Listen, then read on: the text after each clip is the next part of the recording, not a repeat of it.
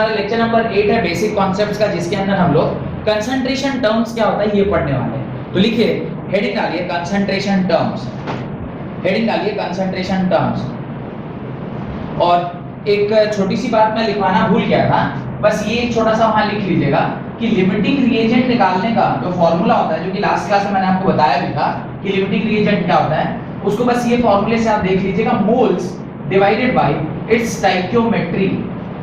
Stoichiometry से जब आप मोल्स को डिवाइड देते हैं और जिस भी पर्टिकुलर एटम या मॉलिक्यूल या कंपाउंड के लिए इसकी वैल्यू छोटी आती है, स्मॉलर वैल्यू, जिसके लिए भी स्मॉलर वैल्यू आएगी वही हमारा क्या होगा, लिमिटिंग रिएजेंट होगा। एक छोटा सा एग्जांपल दे देता हूं सो दैट कि आपको आइडिया लगे कि मैं क्या कहना चाह रहा हूं। N2 + H2 gives twice of NH3।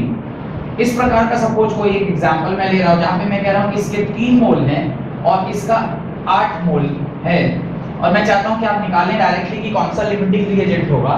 तो सिंपल आप क्या करेंगे, लिमिटिंग रिएजेंट निकालने का तरीका है मोल से आप उसके स्टोइकियोमेट्री को डिवाइड दे दीजिए ना बैलेंस केमिकल इक्वेशन। तो ये आपने N2 के लिए निकाला, चेक कर रहे हैं whether N2 is a limiting reagent और नॉट, और सिमिलरली चेक कर रहे हैं whether H2 is a limiting reagent और नॉट। 8/3 देखिए ये आएगा 3, इसको सॉल्व करेंगे ये आएगा 2.66। इन दोनों में छोटा कौन है, ये छोटा है, और ये किसके लिए है, H2, यानी मैं 100% कंफर्म कह सकता हूं H2 क्या होगा मेरा लिमिटिंग रिएजेंट होगा, ये मेरा लिमिटिंग रिएजेंट होगा 100%। तो ये बात मैं लास्ट क्लास में बताना भूल गया था, तो इसको जरा अपनी कॉपी में लिख लीजिएगा। आगे लिखिए concentration terms, right. the amount of solute present in a given quantity of solvent, the amount of solute present in a given quantity of solvent or solution, the amount of solute present in a given quantity of solvent or solution is expressed in terms of concentration। आप जब कभी भी किसी एक चीज को किसी दूसरी चीज में मिलाते हैं, उस वक्त जो चीज को जिस चीज में मिलाया जाता है, एक को हम सॉल्यूट कहते हैं और दूसरे को हम सॉल्वेंट कहते हैं, और सॉल्यूट और सॉल्वेंट मिलकर क्या बनाता है, सॉल्यूट और सॉल्वेंट मिलकर सॉल्यूशन बनाता है। तो ये जो सॉल्यूशन बना है उसको किस टर्म्स में एक्सप्रेस करते हैं, इसको कंसंट्रेशन टर्म्स में एक्सप्रेस करते हैं, क्योंकि आप जब भी सॉल्यूट को सॉल्वेंट में मिलाएंगे तो कुछ तो ऐसा एक फिजिकल क्वांटिटी होना चाहिए ना जिसके टर्म्स में आप उसको लिख सकें। तो वो टर्म क्या है जिसमें आप उसको लिख सकते हैं, दैट इज कंसंट्रेशन टर्म। तो अब वो कह रहा है the amount of solute present in a given quantity of solvent or solution is expressed in terms of concentration, full stop। The concentration of a solution, the concentration of a solution is expressed, the concentration of the solution is expressed in following ways, in following ways। तो जब कभी भी आप solute को किसी भी solvent के साथ मिलाते हैं, किसी भी सॉल्वेंट के साथ मिलाते हैं, तो आपको क्या मिलता है, सॉल्यूशन मिलता है, you get solution as a product. तो सॉल्यूट में सॉल्वेंट मिलाया तो आपको क्या मिला, सॉल्यूशन मिला। और ये जो सॉल्यूट और सॉल्यूशन है, ये जो सॉल्यूशन फॉर्म हुआ है, इसको डिफाइन करने के लिए हम लोग क्या करते हैं, कंसंट्रेशन टर्म्स की बात करते हैं, कंसंट्रेशन टर्म्स। और कितने प्रकार के कंसंट्रेशन टर्म्स हैं, तो पहला है, लिखते चलिएगा, 8 ही या 7-8 ऐसे कुछ होंगे, right. Mass percentage, mass percentage, mass percentage को कई बार हम m/m% भी बोलते हैं, mass percentage. Second volume percentage, second is volume percentage, इसको v/v% भी बोलते हैं। Third mass percentage, volume percentage. Next mass by volume percentage, next is mass by volume percentage, mass by volume percentage. Next ppm, इसको बोलते हैं parts पर million, parts पर million. 1 million में कितने पार्ट्स हैं किसी भी सॉल्यूट के, that is called as ppm। उसके नीचे आप लिखें मोल फ्रैक्शन, उसके नीचे आप लिखें mole fraction. Next is mole fraction, next is molarity, molarity, next is molality,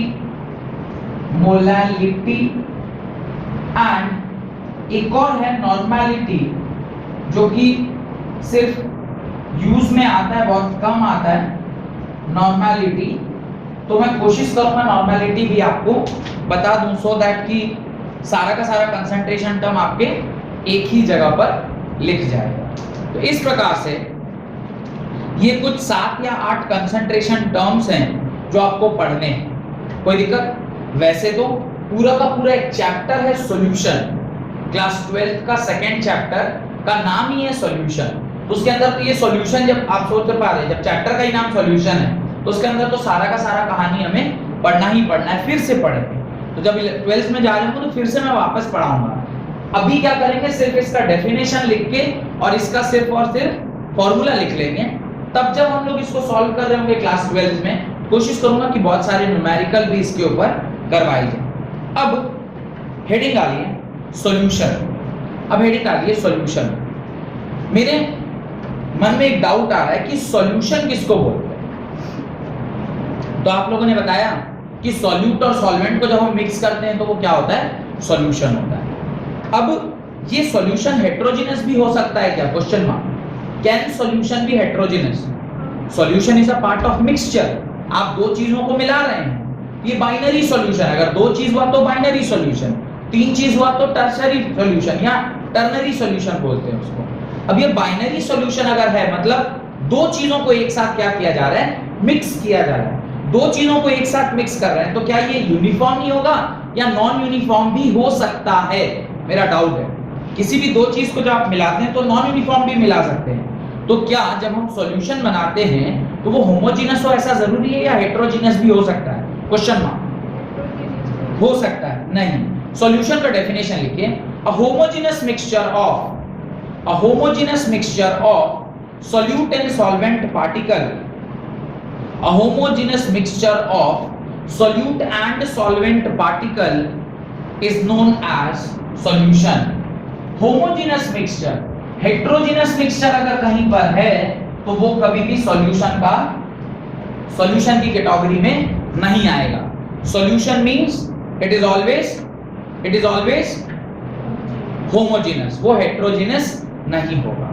अब नेक्स्ट मेरा जो डाउट है वो आपको क्लैरिफाई करना है कि सर सॉल्यूट का मतलब क्या होता है और सॉल्वेंट का मतलब क्या होता है।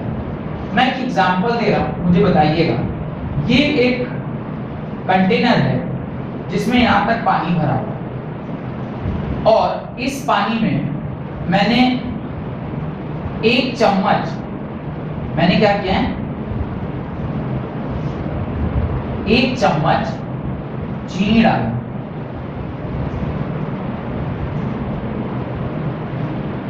मैंने एक चम्मच क्या किया, इसमें चीनी डाला। अब ये जो मैंने चीनी डाला है ये क्या है, ये जब इसमें मिला रहा हूं तो ये वाटर जो है ये क्या है, और ये जो चीनी है शुगर ये क्या है। इसमें सॉल्यूट कौन है और सॉल्वेंट कौन है, मेरे डाउट को क्लैरिफाई किया जाए कि किसे हम सॉल्यूट बोलेंगे और किसे हम सॉल्वेंट बोलेंगे। वाटर इज सॉल्वेंट क्योंकि उसमें हम किसी भी चीज को क्या कर रहे हैं, मिला रहे हैं। तो इस प्रकार से यहाँ पे पानी जो है वो हमारा क्या हो गया, सॉल्वेंट हो गया, और जो चीनी है वो हमारा क्या हो गया, सॉल्यूट हो गया। यहाँ तो कोई डाउट नहीं है। अभी मैं एक दूसरा केस बना रहा हूँ, जरा उसको भी ध्यान से देखिएगा। वापस से मैंने उतना ही बड़ा कंटेनर लिया जितना बड़ा पहले लिया था, और उस कंटेनर में इस बार मैंने यहाँ पे पूरा चीनी भर के रखा हुआ। इस बार क्या किया है, पूरा यहाँ पे इस प्रकार से चीनी भर के रखा हुआ। अब ये पूरा चीनी मैंने यहाँ पे इस प्रकार से डाल दिया। अब इस चीनी में मैं क्या करूँगा, जिस तरह से मैंने उसमें एक चम्मच चीनी डाला था पानी में, यहाँ पर मैं इस चीनी में क्या डालूंगा, मैं इस चीनी में एक चम्मच, सेम उसी चम्मच से जिस चम्मच से भी मैंने चीनी डाला था, उसी चम्मच से मैं अब इसमें क्या डाल रहा हूँ, पानी डाल रहा हूँ। उसी चम्मच से मैं अब इसमें क्या डाल रहा हूँ, पानी डाल रहा हूँ। यहाँ पे पानी है, ये पानी मैं इसके अंदर डाल रहा हूँ। अब ये शुगर है और ये वाटर है। अब मुझे बताइए इसके अंदर सॉल्यूट कौन और सॉल्वेंट कौन? वापस से, चूंकि पानी आपने यहां सॉल्वेंट बोला है, तो अभी ये पानी क्या होना चाहिए? सॉल्वेंट होना चाहिए कि सॉल्यूट होना चाहिए? Question mark. सॉल्यूट होना चाहिए। रीजन उसका सॉल्यूट होने का? वो मिक्स हो। लिमिटिंग रिएजेंट वाला यहाँ पे भी तो लग सकता है। ना, not the case of limiting reagent. यहाँ पर ये क्या है? ये सॉल्यूट है और ये क्या है? सॉल्वेंट। अब कॉन्सेप्ट कहा जाता है कि 3 डेफिनेशन है, 3 प्रकार से इसको डिफाइन किया है। जिसको आप जिस चीज में मिला रहे हैं, जिसको जिस चीज में मिला रहे हैं वो क्या है? जिसमें मिलाएंगे वो सॉल्वेंट, जिसको मिलाएंगे वो सॉल्यूट। उस प्रकार से अगर इन दोनों एग्जांपल को ध्यान से देखा जाए तो मेरे पास क्लैरिफिकेशन आ रहा है कि हम पानी को इसमें मिला रहे थे इसलिए सॉल्यूट है, और चीनी में मिला रहे थे इसलिए वो सॉल्वेंट है। यहाँ पर पानी में मिला रहे थे इसलिए ये सॉल्वेंट, और चीनी को मिला रहे थे इसलिए ये सॉल्यूट है। पहले। दूसरा, on the basis of quantity भी लोग इसको डिफाइन करते हैं, जैसा कि अभी सौम्या ने कहा कि सर कोई ज्यादा है कोई कम है। अगर ये क्वांटिटी में ज्यादा है तो इसे हम क्या बोलेंगे? सॉल्वेंट बोलेंगे। जो क्वांटिटी में कम होगा उसे हम क्या बोलेंगे? सॉल्यूट बोलेंगे। ये क्वांटिटी में ज्यादा था इसलिए इसको क्या बोल रहे हैं? सॉल्वेंट बोल रहे हैं। ये क्वांटिटी में कम था इसको सॉल्यूट बोल रहे हैं। एक केस ऐसा भी तो आ सकता है जहां पे हम दोनों बराबर बराबर क्वांटिटी में रखें, दोनों को बराबर में मिला लें। ऐसा भी तो होता है कि आधा ग्लास चीनी में आधा ग्लास पानी मिला दें। अब क्या होगा? तो उस केस में फिर ये वाला डेफिनेशन कम और ज्यादा वाला तो खत्म हो गया ना, कि दोनों बराबर हैं। फिर व्हाट? फिर तीसरा डेफिनेशन भी एक और है जो कहता है कि जिसका स्टेट चेंज हो जाए, स्टेट माने ये चीनी है ये सॉलिड स्टेट में और ये पानी है ये लिक्विड स्टेट में। अगर मैं इसे इसमें मिला रहा हूं तो थोड़ी देर के बाद ये किस में कन्वर्ट हो जाएगा? पानी में। यानी ये सॉलिड किस में कन्वर्ट हो गया? लिक्विड में। सॉलिड अगर लिक्विड में कन्वर्ट हो गया तो जिसका स्टेट चेंज कर जाए वो सॉल्यूट, और जिसका स्टेट चेंज ना करे वो सॉल्वेंट।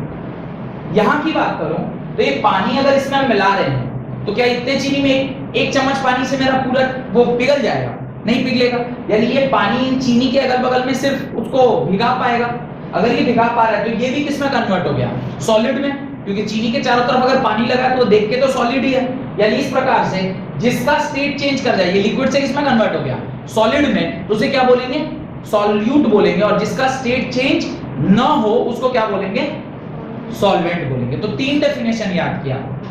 जिसको जिसमें मिला रहे हैं, जिसको सॉल्यूट, जिसमें सॉल्वेंट। जो कम है सॉल्यूट, जो ज्यादा है सॉल्वेंट। जिसका स्टेट चेंज कर जाए सॉल्यूट, जिसका स्टेट चेंज ना करे सॉल्वेंट। कुल मिलाकर कितने डेफिनेशन ध्यान रखने?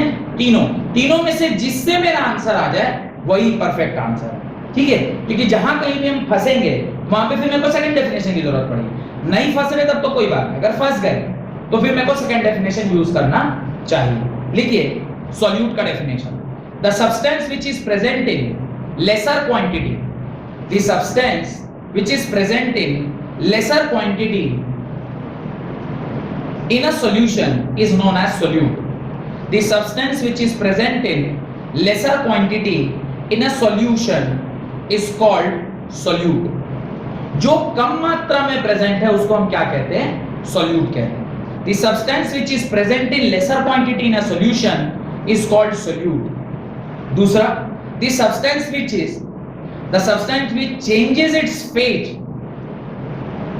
इसी का दूसरा definition, the substance which changes its phase, वो अपना फेज चेंज कर ले, वो सॉलिड से किस में आ जाए?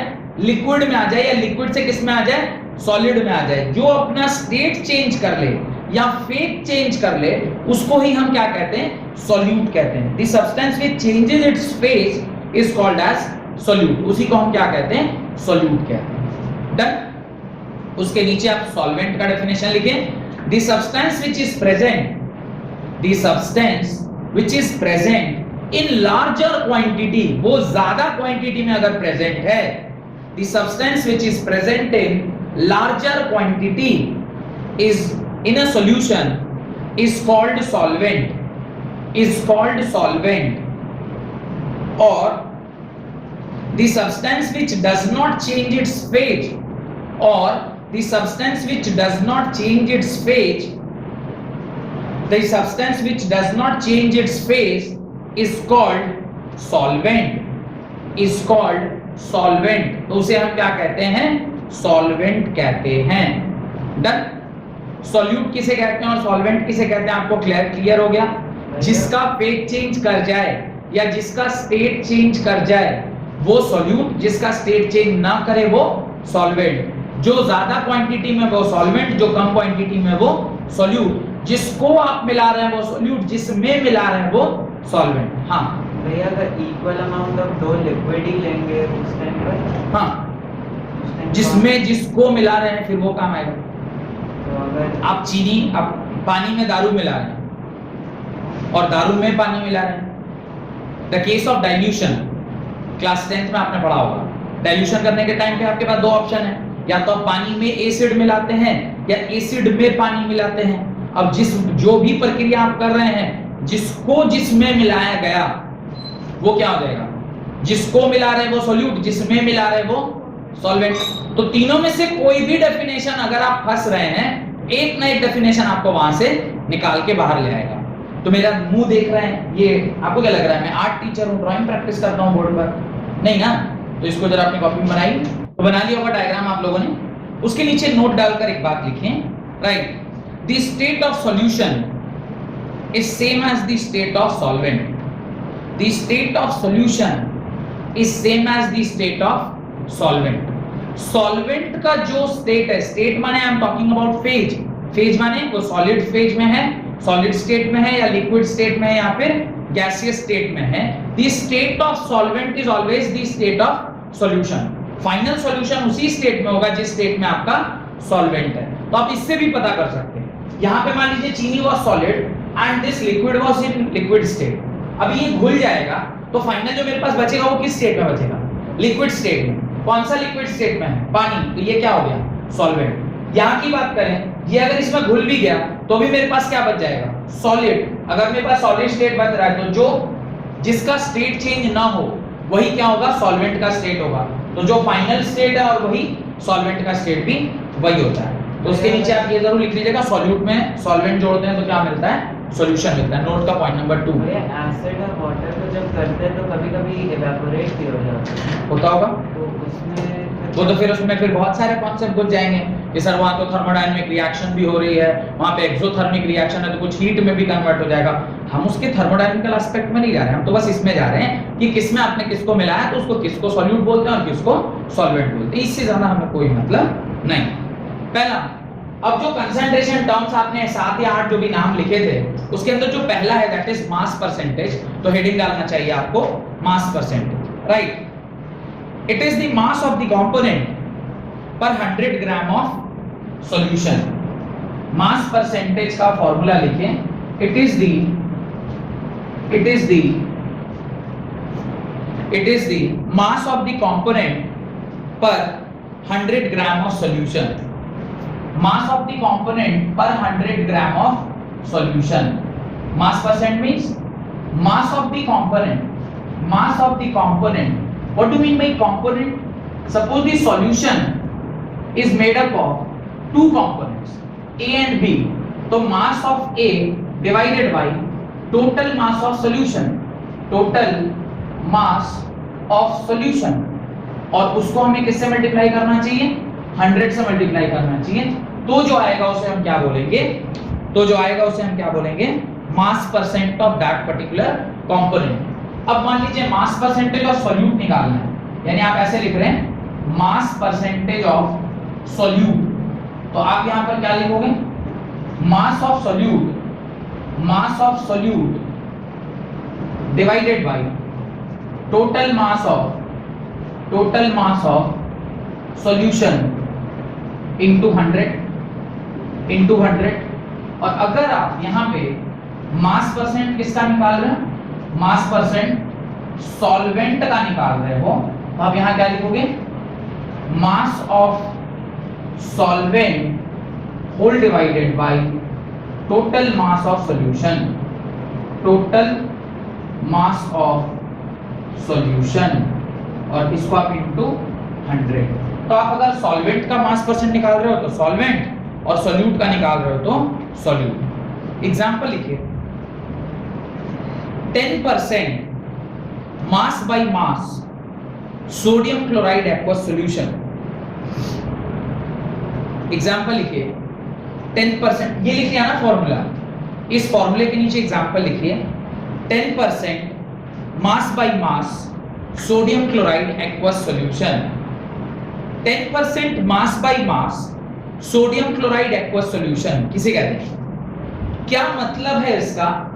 10% sodium chloride aqueous solution mass by mass, मतलब out of 100 gram 10 gram is sodium chloride and 90 gram is water. ये 10% mass by mass sodium chloride in aqueous solution का मतलब है 10% NaCl, यानी 10 gram of NaCl is dissolved in 90 gram of water. यानी indirectly आपको कोई भी मास नहीं दिया गया है, सिर्फ अगर 10% NaCl एक्वस सॉल्यूशन बोल दिया, आपको इनडायरेक्टली आपको सोडियम क्लोराइड का मास भी पता है और वाटर का भी मास इनडायरेक्टली आपको दे दिया गया है। तो मोल कॉन्सेप्ट का जो सवाल होता है उसके अंदर इस तरह के टर्म्स यूज किए जाते हैं जहां पे आपको इनडायरेक्ट इंफॉर्मेशन दिया गया है।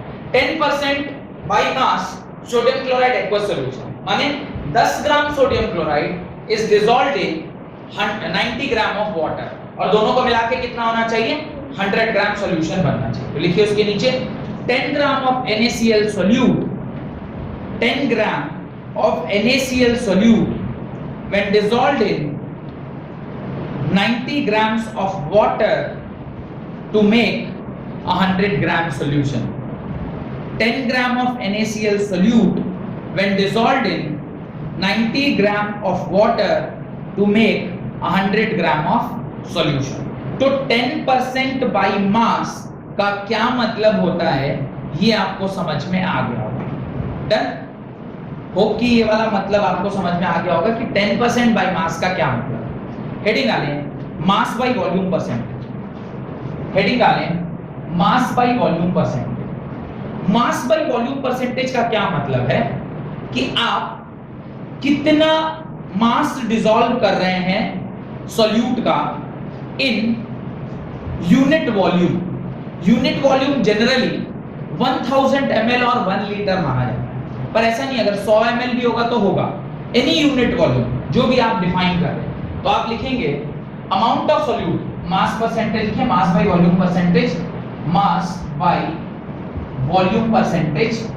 मास बाय वॉल्यूम परसेंटेज का फॉर्मूला होता है amount of solute in gram dissolved in amount of solute dissolved in unit volume of solution. Unit volume of solution.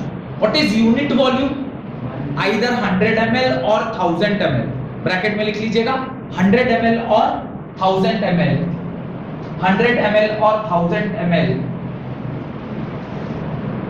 100 ml और 1000 ml of solution is known as mass by volume, is known as mass by volume. अब अगर मास by volume percent का formula लिखा जाए तो अभी board पर आपके मास बाय वॉल्यूम परसेंटेज का फॉर्मूला लिखा हुआ है। मास बाय वॉल्यूम परसेंटेज का फॉर्मूला आपके बोर्ड पर लिखा हुआ है।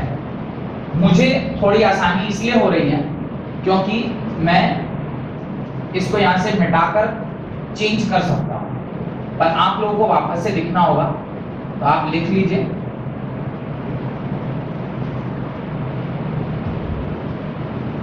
जहां पर मैंने यहां पे क्या किया है, मास by volume of solute and mass by volume of solvent, दोनों मैंने आपको सिर्फ चेंज कर दिया है। आप लोग लिख लेंगे, याद रखिएगा mass of solute bye total volume of solution, mass of solvent bye total volume of solution into 100 जब करते हैं तो मास बाय वॉल्यूम का टर्म बनता है, जहां पे मास ऑफ सॉल्यूट आप किस में लेंगे?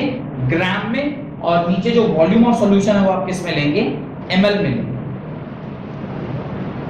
ठीक है?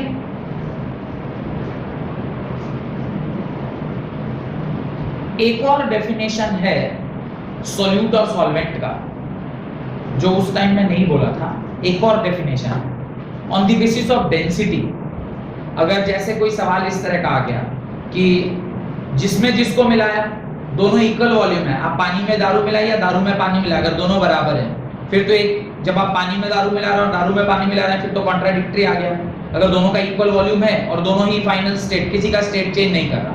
आपने 3 डेफिनेशन पढ़ा है ना, एक तो आपने सॉल्यूट को सॉल्वेंट में डिसॉल्व किया, तो जिसको जिसमें डाल रहे हैं वो सॉल्यूट और ये सॉल्वेंट। सेकंड डेफिनेशन पढ़ा कि भाई जो कम मात्रा में जो ज्यादा मात्रा में, दोनों बराबर मात्रा में। तीसरा डेफिनेशन पढ़ा जिसका स्टेट चेंज कर जाए, दोनों लिक्विड है किसी का स्टेट चेंज नहीं कर रहा है। इस तरह के कॉन्ट्राडिक्शन में जहां पे सारा का सारा कॉन्ट्राडिक्ट हो जाए, तीनों में से कोई फॉर्मूला काम ना आए, उस टाइम पे डेंसिटी का फॉर्मूला आपको हेल्प करता है। कहता है कि सॉल्यूट ऐसे सब्सटेंस को कहते हैं जिसकी डेंसिटी ज्यादा होती है, और सॉल्वेंट ऐसे सब्सटेंस को कहते हैं जिसकी डेंसिटी कम होती है। तो आप सॉल्यूट वाले जो डेफिनेशन आपने लिखा है पीछे, वहां पे एक और लाइन ऐड कर दीजिएगा। Solute is a substance whose density is relatively higher than solvent. Solute is a substance in which the density of the substance is relatively higher than solvent. Solute एक ऐसा सब्सटेंस है जिसकी density relatively solvent से higher होती है। या फिर मैं बोलूं किसी दो क्वांटिटी को बराबर मात्रा में अगर आप मिला रहे हैं और एक की क्वांटिटी अगर ज्यादा है तो उसे ही आप क्या बोलोगे, एक की डेंसिटी अगर ज्यादा है तो उसे आप क्या बोलोगे, सॉल्यूट बोलोगे, और दूसरे की डेंसिटी कम है, सॉल्वेंट में लिखिए the substance whose density is relatively lower than solute. The substance whose density is relatively lower than solute is known as solvent. Is known as solvent. तो सॉल्वेंट उसको कहते हैं जिसकी डेंसिटी कम होती है।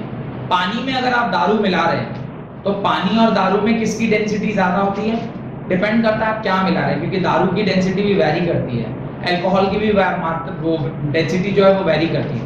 If you talk about rum it has a different density. If you talk about whiskey it has different density. If you talk about beer it has different density. If you talk about simple alcohol जो teacher's choice, नहीं, not this teacher, teacher's choice is a brand, वो brand वाला जो teachers choice है वो भी अगर आप देख रहे हैं तो उसकी डेंसिटी अलग है, चेक करना पड़ता है कि किसकी डेंसिटी क्या है। खैर, मास बाय वॉल्यूम परसेंटेज का एग्जांपल लिखिए। 40% aqueous sugar solution, 40% aqueous sugar solution, bracket में लिखिएगा 100 ml, ब्रैकेट में लिखिएगा 100 ml। इसका क्या मतलब है, इसका मतलब है 40 gram of sugar is dissolved in 100 ml of solution. 40% mass by volume percent का क्या मतलब है, 40 ग्राम ऑफ सॉल्यूट, सॉल्यूट इस केस में क्या था, चीनी था, 40 gram of solute is dissolved in 100 ml of solution. तो लिखिए 40 gram of solute, 40 gram of solute that is sugar when dissolved in 100 ml of water solution. 40 gram of solute that is sugar when dissolved in 100 ml of water solution. 100 ml of water solution. तो ये जो आपका ratio वाला मास और volume का जो percentage है ये भी समझ में आ गया होगा। Now move on to the third concept that is volume by volume percentage. Third is volume by volume percentage. अब वॉल्यूम बाय वॉल्यूम परसेंटेज किसे बोलते हैं, अब दोनों के दोनों किस में होने चाहिए, वॉल्यूम में ही होने चाहिए। चाहे आप बात कर रहे हैं सॉल्यूट की, सॉल्वेंट की या किसी भी कंपोनेंट की, both should be in volume, दोनों ml में होना चाहिए, right. Volume of the component पर 100 parts of volume of solution, volume of the component per 100 parts of volume of solution, volume of solution। तो दोनों ही वॉल्यूम है तो ये भी वॉल्यूम होगा, ये भी ml में। अब जिस भी कंपोनेंट की आप बात कर रहे हैं उसको आप यहां लिख सकते हैं, दोनों के दोनों वॉल्यूम में होंगे। If you are talking about solute तो volume of solute in ml by total volume of solution into 100, और ये 100 पार्ट्स में होना चाहिए। 100 पार्ट्स इसलिए क्योंकि वॉल्यूम परसेंटेज है, परसेंटेज का क्या मतलब है, पर 100, यानी अगर कोई कह रहा है, एग्जाम्पल अगर उसके लिए आप देखेंगे 70% वॉल्यूम बाय वॉल्यूम, 70%, एक एग्जाम्पल बोल रहा हूं, आप इसको लिखिएगा, मैं एग्जाम्पल सिर्फ सुनिए, 70% volume by volume percentage of alcohol in water, suppose ऐसे बोल रहे हैं, इसका क्या मतलब है, 70 ml एल्कोहल प्रेजेंट है इन 30 ml ऑफ वाटर। पर 100 ग्राम में 70 ml कितना, पर 100 ml में 70 ml कितना है, एल्कोहल है, और 30 ml कितना है, पानी है। लगता है थोड़ा एक्सपीरियंस्ड ड्राइवर, नहीं हेवी ड्राइवर, लेकिन जो न्यू अपकमिंग स्टार्स होते हैं वो 30% वॉल्यूम बाय वॉल्यूम से स्टार्ट करते हैं, 30 ml एल्कोहल, 70 ml वाटर। और मेरे दादाजी टाइप के लोग जो बचपन से आज तक यही काम किए प्रतिदिन, तो अब now they are in age कि हो सकता है 90% वॉल्यूम बाय वॉल्यूम पे भी काम चल जाए। कुछ लोग तो 100% ही नीट मार देते हैं, नहीं सीधे बोतल उठाया चालू हो गए। तो देख रहे हैं कितना प्रैक्टिकल एप्लीकेशन है इसका हमारे डे टू डे लाइफ में। एक प्रैक्टिकल एप्लीकेशन आपको यहाँ भी दिखाता हूँ, जहाँ पे ये सैनिटाइजर में आपने लिखा होगा, सैनिटाइजर में परसेंटेज वॉल्यूम लिखा रहता है और जो वॉल्यूम दिया रहता है वो इन टर्म्स ऑफ 60%। अब जैसे ये जो पर्टिकुलर सैनिटाइजर है डाबर का, इसमें लिखा है 60% volume by volume. 60% volume by volume मतलब 60% क्या है, एल्कोहल है, और बाकी का 40% क्या है, पानी है। जो भी जिस भी सॉल्वेंट में इसको मिलाया गया होगा, माना जाता है कि अच्छा एल्कोहल मतलब अच्छा सैनिटाइजर वो जिसमें मिनिमम 75% एल्कोहल कंटेंट होना चाहिए। इसका मतलब ये अच्छा सैनिटाइजर नहीं है। 60% वॉल्यूम बाय वॉल्यूम लिख रहा है, अब 60 है कि 80 है मैंने चेक नहीं किया, डाबर कंपनी का नाम लिया, कहीं केस नहीं हो जाए। 80% है, सॉरी 80% वॉल्यूम बाय वॉल्यूम है। देखने में देखिए 6 और 8 में ज्यादा अंतर नहीं होता है ना, ऐसे 6 और ऐसे 8 नहीं दिखा है ना। तो 60 एंड 80% वॉल्यूम बाय वॉल्यूम है।